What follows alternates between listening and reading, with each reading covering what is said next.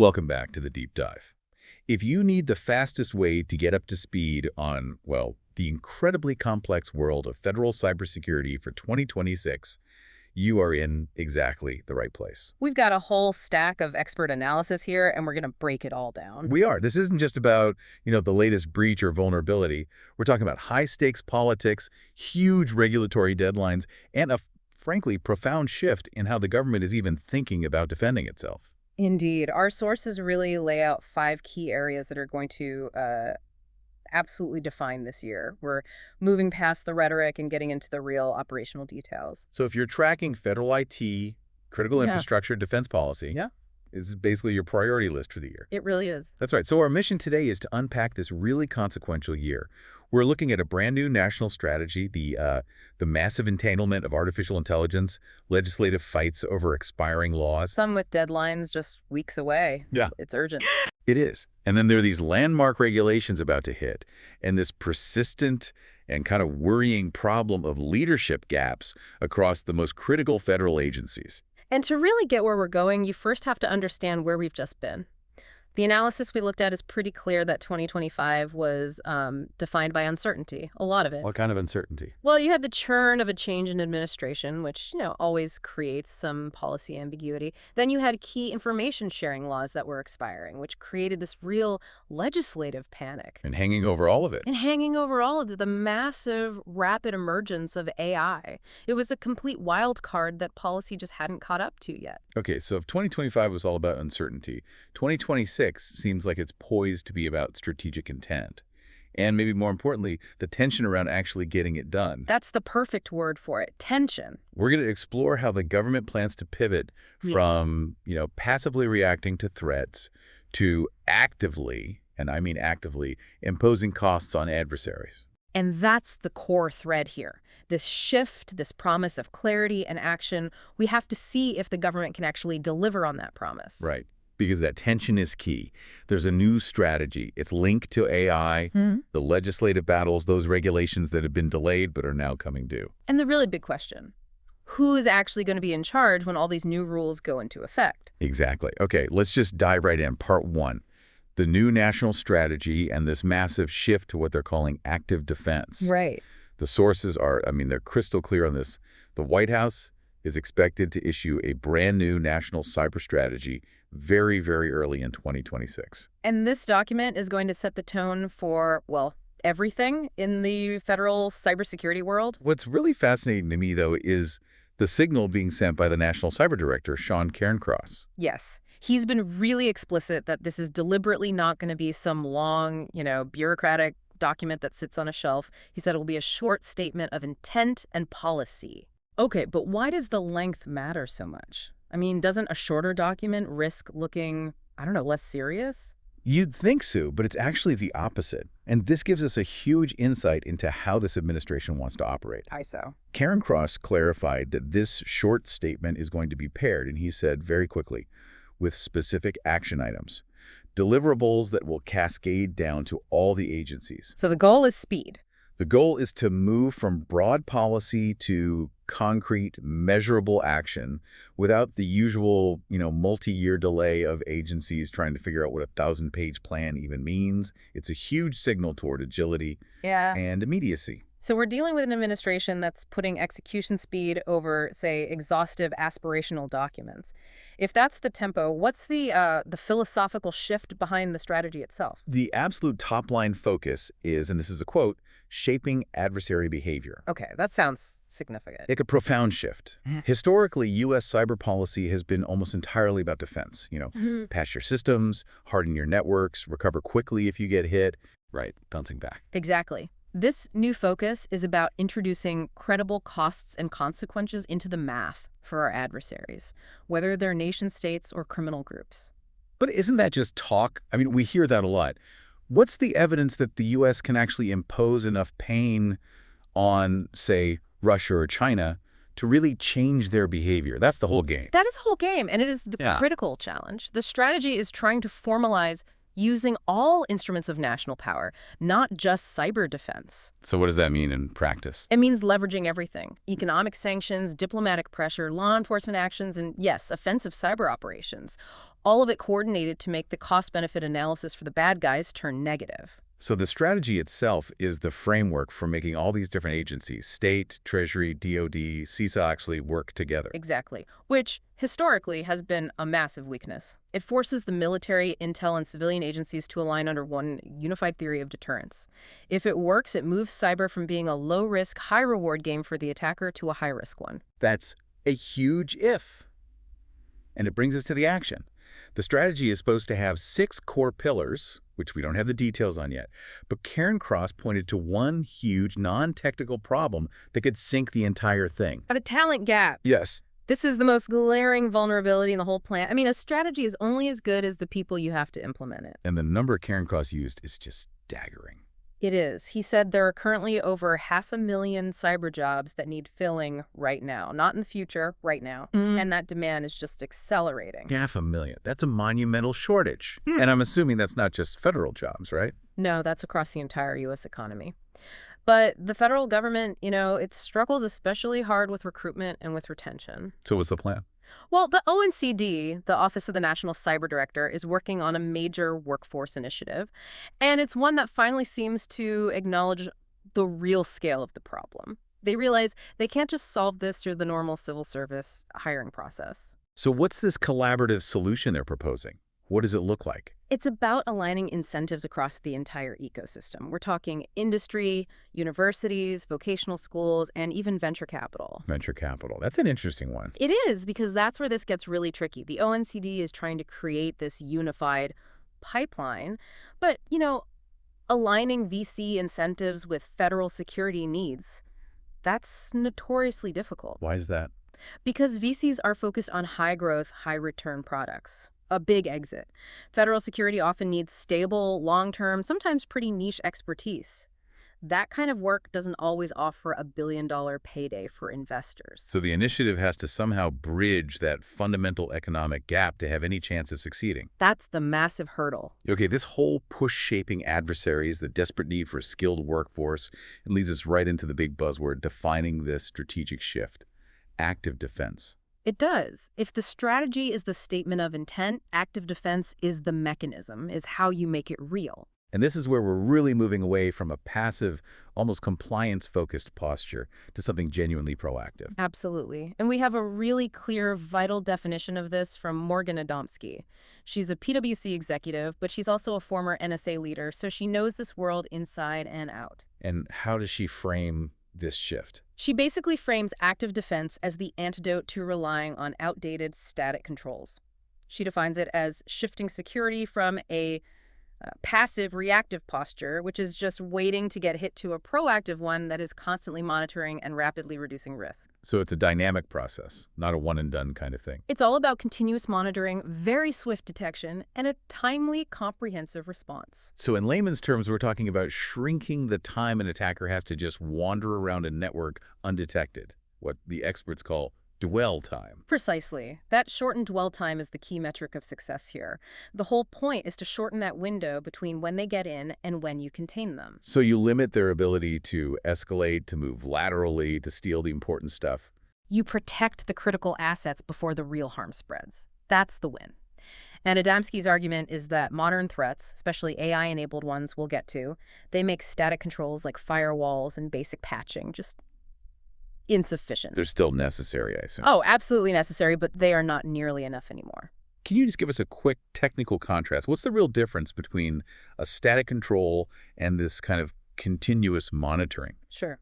So static controls are your perimeter. Think of it like a locked front door, a firewall, maybe patching a known vulnerability once a month. Okay. But once an attacker picks that lock or finds an open window, they can have free run of the house until someone happens to notice they're there. Right. Continuous monitoring, which is driven by tech like EDR, endpoint detection and response, is like having security cameras and motion sensors inside every single room of the house. Oh. It's watching everything 24/7. The processes, the network traffic, what users are doing. It lets you spot those tiny, subtle anomalies, like a user logging in from a strange country at 3 a.m. and contain that threat in minutes, not weeks or months. And that speed is the core of active defense. It is the absolute essence of it. And we can actually connect this federal push for real readiness back to that separate nugget we found about the Department of Defense. We can. The DoD has been facing these persisting concerns over how reliable its own self-reported cyber readiness scores are. And that internal tension at the DoD, it just completely validates why this shift is so necessary everywhere else.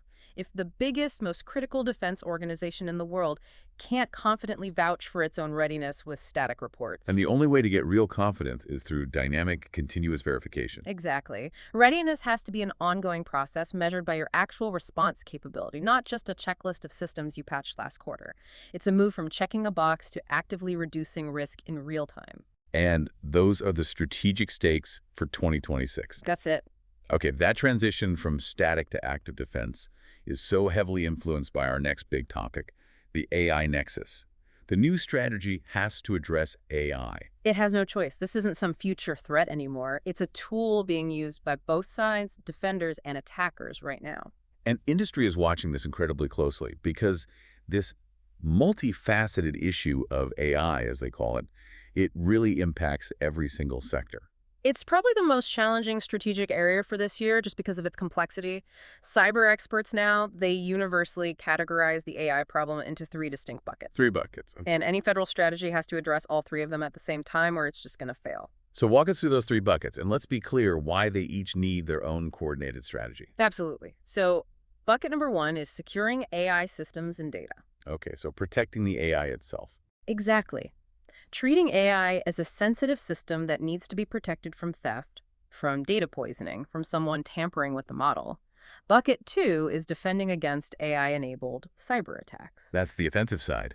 Adversaries using AI to attack us. Right. It acknowledges that they're using AI to scale up, speed up, and customize their attacks, which makes our old defenses much harder to maintain. And bucket 3. Bucket 3 is using AI for our own cyber defense. This is the force multiplier, harnessing the tech to speed up our own response and just, deal with the sheer volume of alerts. Okay, let's focus on that first bucket for a second.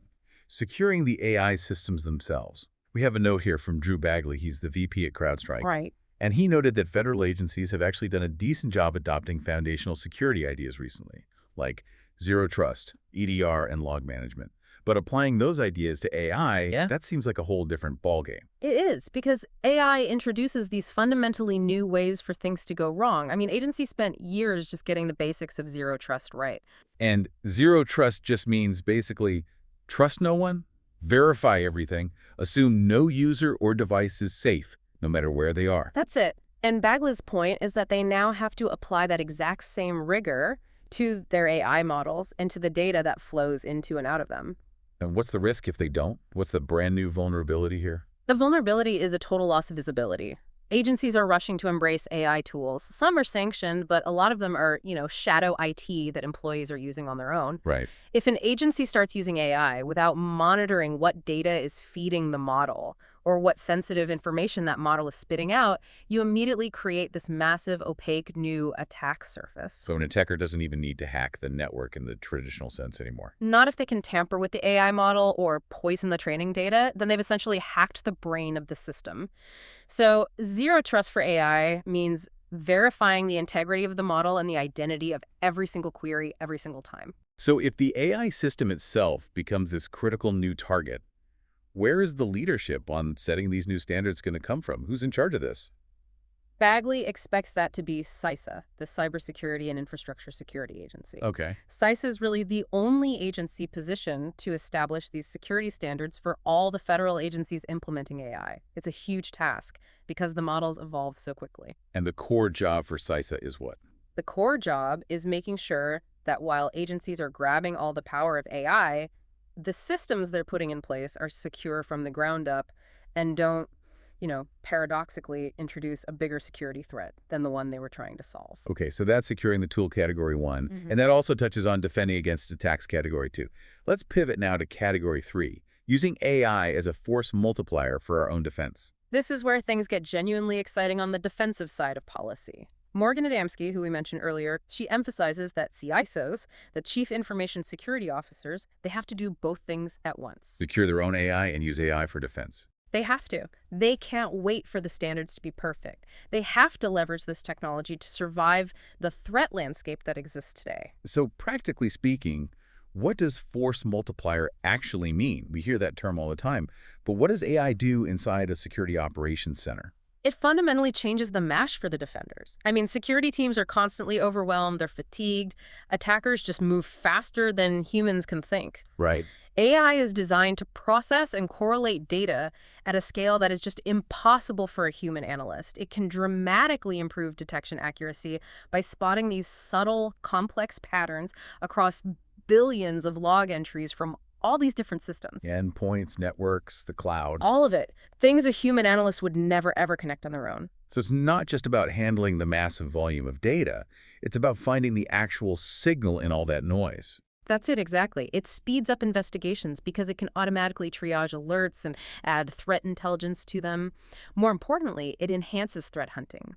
It lets analysts ask these complex behavioral questions across huge data sets. So instead of being buried by 10,000 low-level alerts, the AI prioritizes the 3 high-level complex attacks that need a human to intervene right now. And Adamski notes that this prioritization, the speed, it's the difference between containing a sophisticated nation-state attack quickly and being completely paralyzed by the volume. which lets the adversary just run wild. And achieve all their objectives. Okay, before we move on from AI, we have to bring in this political layer of context from our sources. While federal agencies are trying to figure out these defensive standards, the Trump administration took a separate, very different action. Right. They signed an executive order that was aimed specifically at blocking state-level AI regulations. And that highlights this massive policy tension, doesn't it? It really does. On one hand, the federal government sees the need for high-level security guidance. But on the other, there's this strong political desire to foster innovation and, prevent a regulatory patchwork across 50 different states. So blocking state regulations is about predictability for industry. It is. It's about prioritizing the rapid commercial deployment of AI. And you could argue it potentially prioritizes that commerce over the immediate implementation of diverse security rules that might slow down innovation. So it's a clear conflict between commercial freedom and comprehensive security oversight. A classic tension. And that tension between intent and implementation brings us right to part 3, the legislative and regulatory bottlenecks. Because the strategy is basically meaningless if you don't have the legal authority and the clear rules to back it up. And we have 2 massive, incredibly pressing deadlines here. The first is the legislative fight over reauthorizing the Cybersecurity Information Sharing Act of 2015, CISA 2015. This feels like a recurring nightmare. It's a classic example of political gridlock putting national security at risk. The core authorities of this law, which let the private sector and the government share threat data, they lapsed on October 1st, 2025. And Congress just kicked the can down the road. They did. They granted a temporary revival with a continuing resolution to keep the government funded, but those temporary authorities are set to expire again on January 30th, 2026. January 30th. I mean, that is just weeks away. Even in a normal year, getting a bill through both chambers that fast it's a long shot. And this is an election year. Now, the crazy part is reauthorizing the law actually has broad, genuine bipartisan support. The White House wants it. Everyone agrees this information sharing has to continue. Yeah. But the path through Congress is what House Homeland Security Chairman Andrew Garbarino, a Republican from New York, he described it as murky at best. Why? What's all the Unrelated political baggage being attached to it. Let's look at the House's attempt to fix this. Garbarino advanced a bill, the WIMWIG Act. That's a mouthful. The Widespread Information Management for the Welfare of Infrastructure and Government Act. Right. And his bill represents what? It really represents the best-case scenario for long-term cyber stability. It's an ambitious proposal for a 10-year extension of the CISA authorities. And critically, it includes these essential definitional updates that the private sector has been begging for to make the law clearer and more functional. Garbarino also highlighted a huge legislative win in the bill, which I found fascinating. He got liability protection in there. Yes. Why is that specific detail so important? And why did he make a point of saying even the trial attorneys didn't object? Because liability protection is the absolute heart of CISA 2015. Companies are sitting on incredibly sensitive threat data details about attacks, forensic evidence that the government desperately needs to defend the whole country. But they're afraid to share it because they could get sued. Exactly. Shareholders, customers, they could all sue, claiming the data sharing violated privacy or exposed them. This liability protection shields companies from those specific lawsuits when they're sharing information in good faith. So getting the trial attorneys on board is a huge deal. It's a massive deal. They are notoriously protective of the right to sue. The fact that they didn't object shows this rare consensus on the national security need for this sharing to happen without being impeded. Okay, so the House has a strong, consensus-driven bill. The private sector loves it. Why is this still murky? Where's the friction point that could let this law just die on January 30th? The obstacle is squarely in the Senate, specifically with the Senate Homeland Security Committee Chairman Rand Paul, a Republican from Kentucky. And Senator Paul opposes what he calls a clean reauthorization. Right. He doesn't want to just extend the cyber authority as it is. And what's his reason? Is he against the cyber information sharing itself? And this is the critical point for you to understand. His opposition is about issues that technically happen under completely separate authorities. Okay, so what's the issue then? Senator Paul's main concern is about federal agencies working with social media companies on disinformation campaigns. He sees that as censorship or government overreach. So because of that, he's blocking a straightforward reauthorization of CISA's 2015, even though that law is about sharing technical threat data, not regulating speech. You've got it. A critical national security law is being held hostage by a completely separate political grievance. It is a prime example of this tension between policy and political reality that we're tracking this year. And what does Chairman Garbarino think is going to happen? He's acknowledged it's incredibly difficult.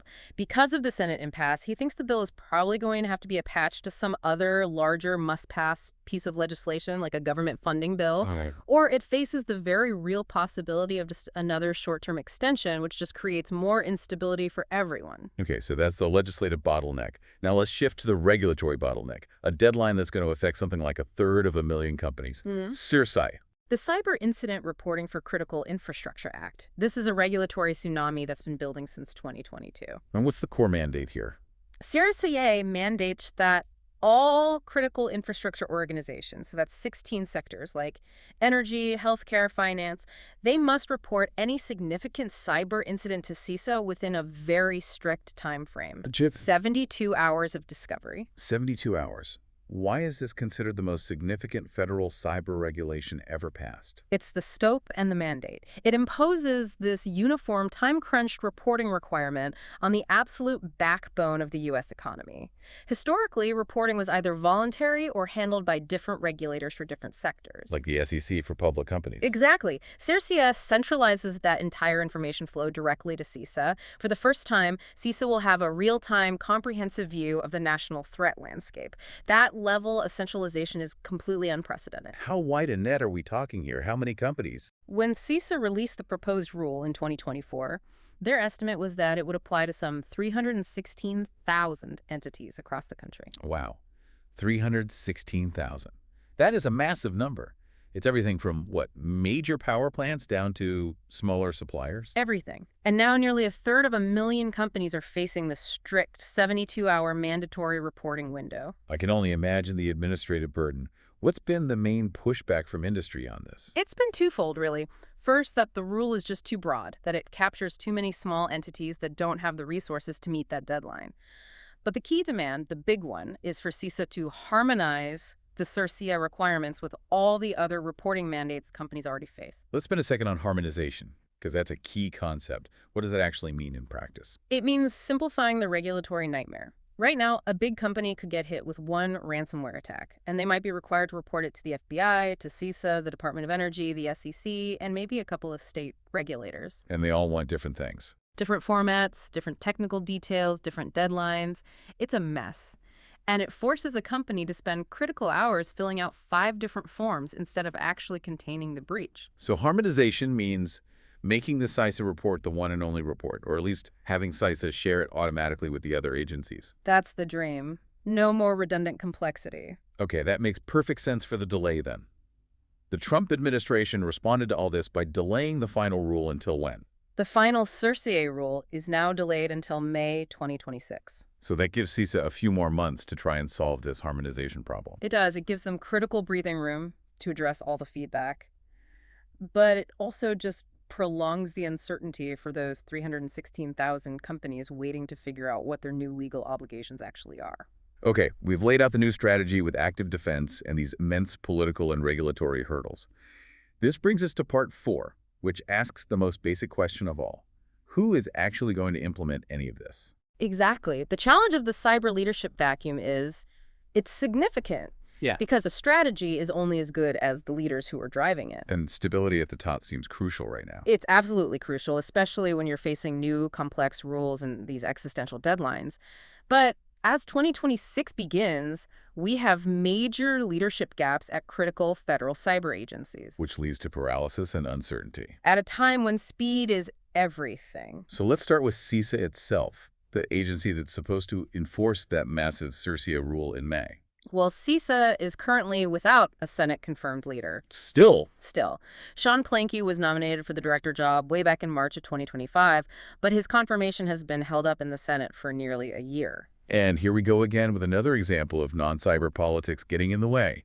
What's the specific reason for the hold on Planky's confirmation? The sources indicate the hold was placed by Senator Jackie Rosen, a Democrat from Nevada, and the reason is due to her concerns about how the Coast Guard implemented a new hate speech policy. The Coast Guard? The Coast Guard.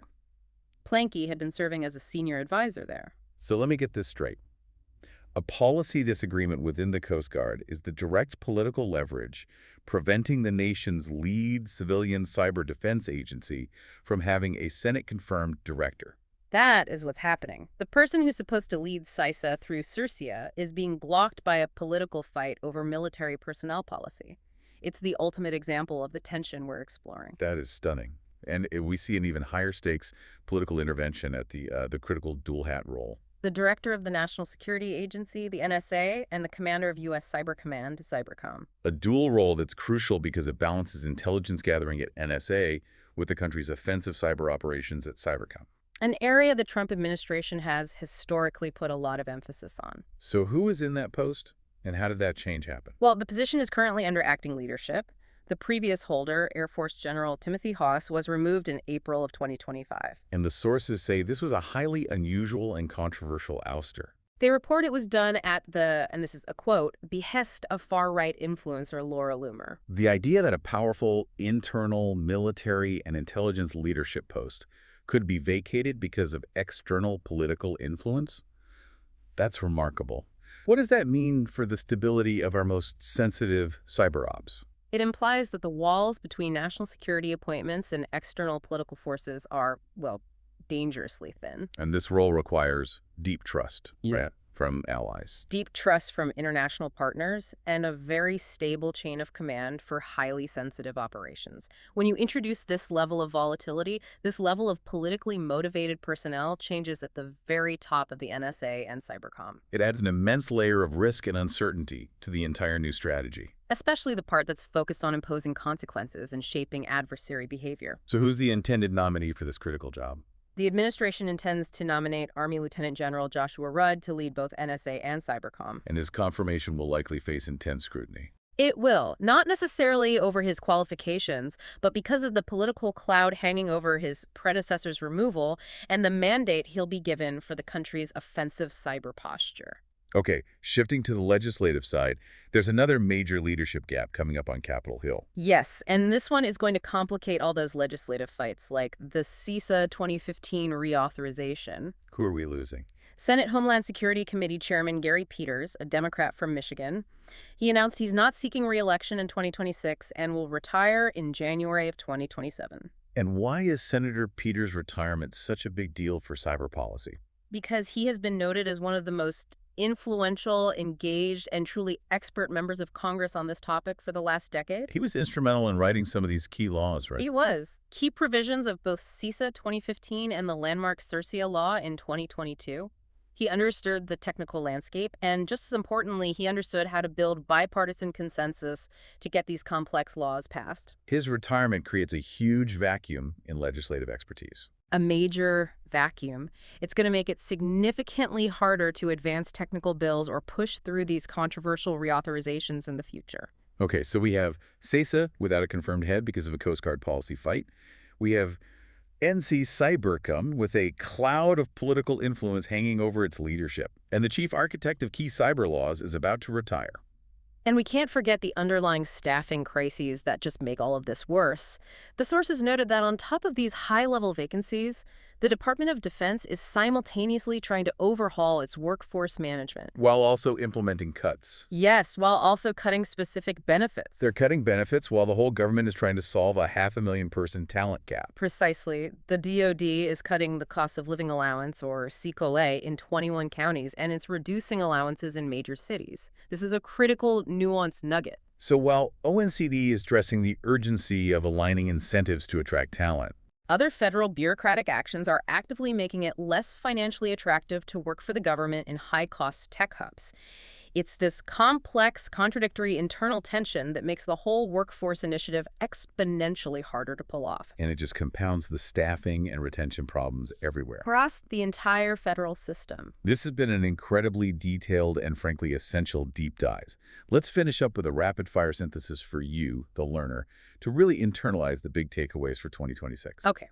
First, the strategic shift is monumental. We are moving hard toward active defense. Pivoting from that static, reactive posture to a proactive one. A proactive one focused on continuous monitoring and critically imposing costs and consequences on our adversaries. Second, the technology challenge is the threefold AI problem. Yeah. Federal agencies have to secure their AI, defend against AI-enabled attacks, and harness AI for their own defense all at once. With CISA tasked with leading that very complex and rapidly evolving standards effort. Third, critical infrastructure is facing the regulatory hammer of the 72-hour CIRCIA rule.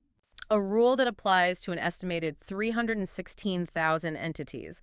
And while the final rule is delayed until May 2026, the massive scope and the tight timeline are unavoidable. Fourth, legislatively, the clock is just ticking on the vital CISA 2015 reauthorization. It expires January 30th.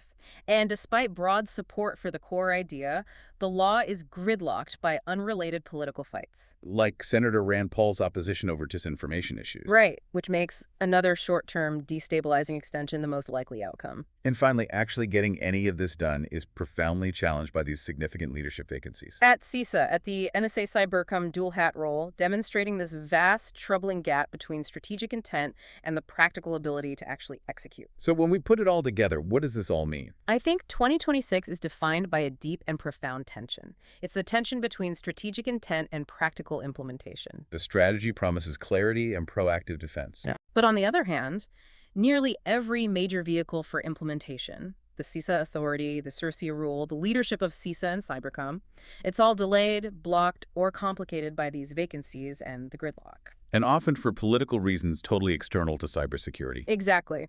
The strategy is incredibly ambitious, but the machinery of government just seems unable to keep pace with the threat. And here is where it gets really interesting. This is our final provocative thought for you to consider. We detailed these very specific politically motivated obstacles. Senator Rosen's hold on the CISA director linked to a Coast Guard hate speech policy, the reported influence of a figure like Laura Loomer on the ouster of the NSA CYBERCOM commander. This raises a critical and I think unsettling question about how we govern national security.